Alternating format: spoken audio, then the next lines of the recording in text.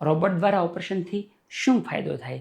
દૂરબીનથી operation આ રીતના સાધનથી થતું હોય છે. એમાં અને રોબોટમાં પેટના કાણા સરખા જ હોય, પરંતુ કાર્ય પદ્ધતિથી શું બેનિફિટ મળે સમજીએ આપણે. જે રોબોટ જે હોય એની અંદર એકચ્યુઅલી જે એક સાધન આ રીતનું હોય, એનો જે આગળનો ભાગ છે એની મુવમેન્ટ તમે જુઓ, એ બધી દિશામાં મુવમેન્ટ કરી શકે.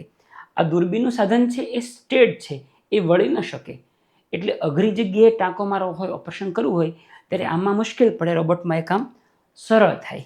બીજી વસ્તુ, હાથ. રોબોટની અંદર હાથ આપણા સ્ટેબલ હોય.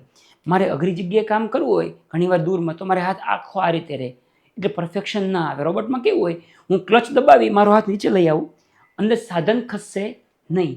એટલે મુશ્કેલ જગ્યાએ કામ કરવામાં આપણો હાથ જ્યારે ઓડ પોઝિશનમાં હોય ત્યારે એવું પરફેક્શન ના આવે, એ રોબોટ દ્વારા આવી જાય.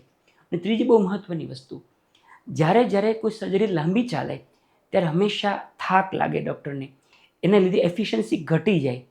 દૂરબીનથી ઓપરેશનમાં એના ચાન્સ વધારે. હાર્વર્ડમાં એક રિસર્ચ થયેલું એ પ્રમાણે 16% જે સર્જિકલ મિસ્ટેક્સ હોય એ ડૉક્ટરના થકાનથી થાય છે. બીજા એક રિસર્ચ પ્રમાણે જ્યારે સર્જરી 2 કલાકથી વધારે લાંબી ચાલે ત્યારે જે મસલ્સ જે હોય આપણા હાથના ફંક્શન કરનાર મસલ્સ, એની સ્ટેમિના, એની સ્ટેબિલિટી ઓલમોસ્ટ 30%થી વધારે ઘટી જતી હોય છે. એ બધા ચાન્સ રોબોટની અંદર ઓછા થઈ જાય, કારણ કે તમે શાંતિથી ઓપરેશન કરો છો, સ્ટેબલ પોઝિશનમાં કરો છો.